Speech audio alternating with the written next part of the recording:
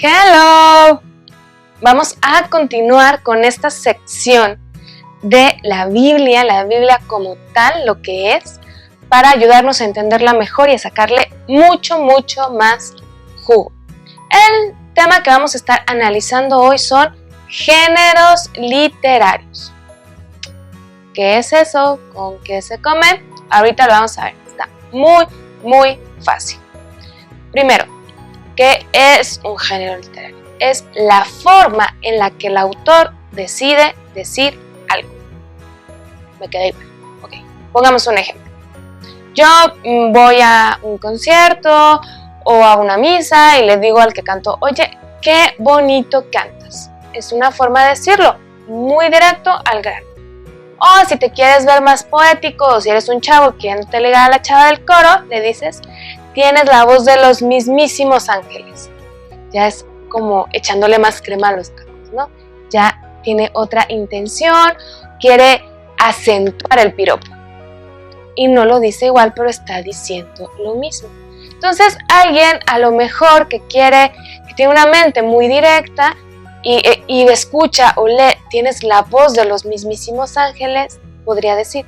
Y ese vato, cuando escuchó cantar a los ángeles, y te empiezas a mal viajar, cuando en realidad solo estaba diciendo, qué bonito cantas. Lo mismo pasa con la Biblia. Tenemos que aprender a descubrir en qué género literario está escrito para entender lo que el autor nos está queriendo decir. Teniendo muy claro lo que es un género literario, ahorita vamos a hablar de los principales géneros literarios que encontramos en la Biblia y algunos ejemplos de en dónde están. El primero y más popular es la leyenda. A lo mejor podemos tener la concepción de que si algo es leyenda no es cierto, entonces si la Biblia es leyenda entonces no es cierto. No.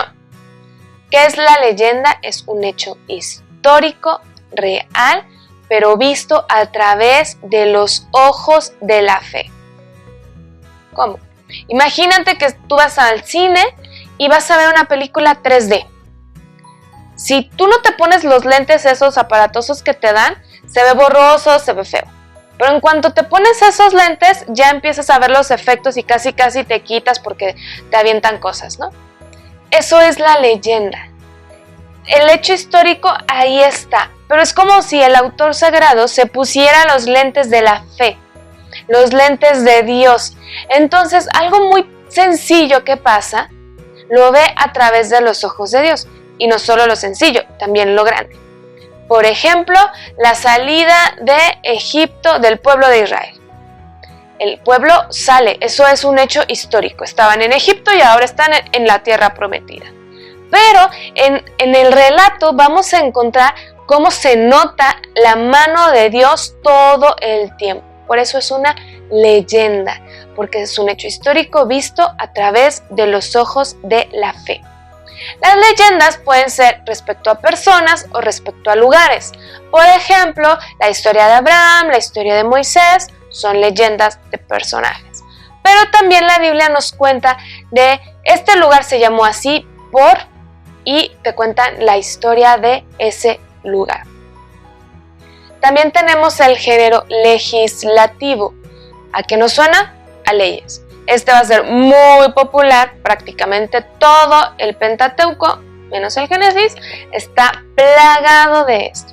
Los 10 mandamientos es como lo más clásico, lo más que nosotros estamos más familiarizados, pero a lo largo del Deuteronomio, del Levítico, del Éxodo, vamos a encontrar una serie de leyes que son las que los judíos respetan hasta nuestros días. El género profético. El profeta Isaías, Jeremías, Ezequiel, los hemos escuchado. ¿Y qué pasa? Cuando nosotros leemos esos libros encontramos oráculo de Yahvé. Esto dice Dios. Dios me habló en estos términos. Entonces es Dios el que se comunica con el profeta y le dice, di esto, habla. Los mensajes normalmente denuncian un mal comportamiento de una persona o del pueblo en general. Entonces, ¿qué pasa? El profeta reclama, recrimina esa mala conducta y da advertencia sobre las consecuencias que puede tener, o de lo contrario, si rectifican la conducta va a haber salvación. Más o menos la estructura, el destinatario, a quién se está portando mal, qué está haciendo mal, qué pasa si no se porta bien y qué pasa si sí se porta bien. Y estamos hablando de oráculos, más de mensajes. Esto va a ser importante.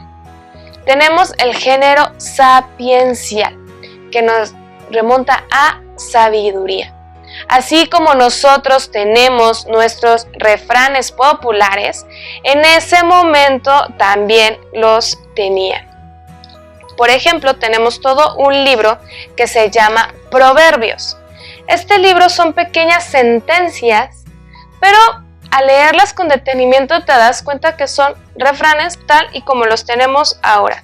Por ejemplo, les voy a leer Proverbios 16:1. El hombre tiene proyectos, Yahvé, la última palabra. El hombre propone y Dios dispone. Es exactamente lo mismo. Entonces, estos libros, Proverbios, Sabiduría, Eclesiástico, son consejos de la vida, de tu relación con Dios, con tu pareja, con tus hijos. Es la sabiduría popular condensada en estos libros sapienciales. Tenemos el género apocalíptico. No hay tantos libros con este género, Daniel y Apocalipsis principalmente. Podríamos decir que es primo hermano del profético, porque es Dios el que revela algo. Pero en el profético les decía que es más bien son mensajes, es hablado. En el Apocalipsis son visiones. Vi, Dios me enseñó. En el profético estamos denunciando alguna mala conducta o anunciando una salvación.